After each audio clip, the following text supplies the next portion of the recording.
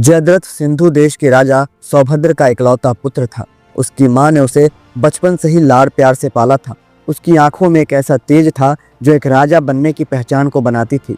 जयद्रथ को अपने जीवन में हर चीज सर्वश्रेष्ठ चाहिए था। सबसे अच्छा वस्त्र, सबसे शक्तिशाली शस्त्र और सबसे बड़ा साम्राज्य। उसके पिता ने उसे गुरुकुल भेजा, जहां उसने द्रोणाचार्य जैसे महान गुरुओं से शिक्षा ली। धनुर्विद्या में निपुणता हासिल कर उसने साबित कर दिया था कि वो एक अद्वितीय योद्धा बनेगा। लेकिन इसी के साथ उसके मन में अहंकार और क्रूरता के भी बीज बोए गए। समय बीतता गया और जयद्रथ बड़ा हुआ। उसकी ख्याति चारों ओर फैलने लगी। वो सिंधु का राजा बना और एक दिन हस्तिनापुर के कौरवों से उसकी मित्रता हुई। दुशाला, जो धृतराष्ट्र और गांधारी की इकलौती पुत्री थी, वो उसकी पत्नी बनी। ये रिश्ता उसे कौरव परिवार के और करीब लेके गया। लेकिन जयद्रथ का जीवन एक घटना से पूरी तरह बदल गया। एक बार जब पांडव वनवास में थे, जयद्रथ ने द्रौपदी को देखा। उसकी सुंदरता ने जयद्रथ के मन में लालच भर दिया। उसने द्रौपदी का अपहरण करने का ठान लिया। द्रौपदी को बलपूर्वक ले जाते समय पांडवों ने उसे देख लिया। अर्जुन और भीम ने जयद्रथ को पकड़ा और उसे दंड दिया। अर्जुन ने उसे हराकर उसके सिर पर बाल काट दिए और 5 टीक छोड़ दिया। ये एक ऐसा अपमान था जिसे जयद्रथ जीवन भर नहीं भूला।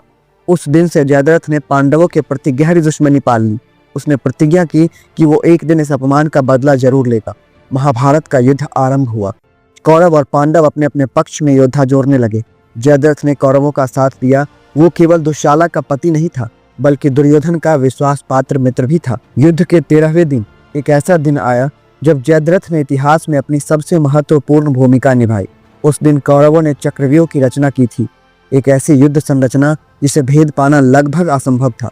पांडव का सबसे युवा योद्धा अभिमन्यु चक्रव्यूह को तोड़ने के लिए आगे बढ़ा, लेकिन जयद्रथ ने पूरे चक्रव्यूह के द्वार पर खड़े होकर पांडवों को रोक दिया। उसकी ताकत इतनी अधिक थी कि भीम, नकुल, सहदेव जैसे वीर योद्धा भी उसे पार नहीं कर पाए। अभिमन्यु अकेला चक्रव्यूह में फंस गया।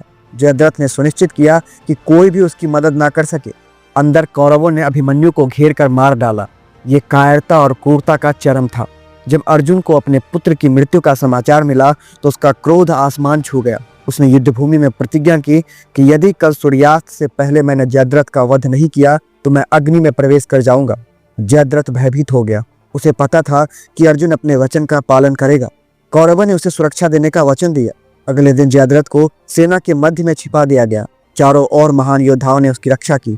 अर्जुन ने कृष्ण के साथ मिलकर जयद्रथ को ढूंढने के लिए हर प्रयास किया। जैसे जैसे समय बीतता गया, जयद्रथ के चेहरे पर डर बढ़ने लगा। वो सोच रहा था कि यदि सूर्यास्त हो जाए तो वो बच जाएगा। तभी कृष्ण ने एक चाल चली। उन्होंने अपनी शक्ति से सूर्य को ढक दिया। चारों ओर अंधकार फैल गया। सभी ने समझा कि सूर्यास्त हो गया। जयद्रथ ने राहत की सांस ली और छिपने से बाहर आ गया। तभी कृष्ण ने सूर्य को पुनः प्रकट कर दिया। अर्जुन तुरंत अपने बाणों को तैयार किया और जयद्रथ पर निशाना साधा। लेकिन ये कोई साधारण बाण नहीं था। अर्जुन ने इस तरह से बाण चलाया कि जयद्रथ का सिर उड़कर सीधा उसके पिता की गोद में जा गिरा। जयद्रथ के पिता जो तपस्या कर रहे थे ने एक शाप दिया था कि यदि जयद्रथ का सिर जमीन पर गिरा तो उसका वध करने वाला भी मारा जाएगा। लेकिन अर्जुन की चतुराई ने यह सुनिश्चित किया कि जयद्रथ का सिर जमीन पर न गिरे। जैसे ही सिर उसके पिता के गोद में गिरा, उसके सिर फटने से उनकी भी मृत्यु हो गई। जयद्रथ की मृत्यु ने कौरवों के आत्मविश्वास को तोड़ दिया। उसके बिना कौरवों की सेना कमजोर हो गई।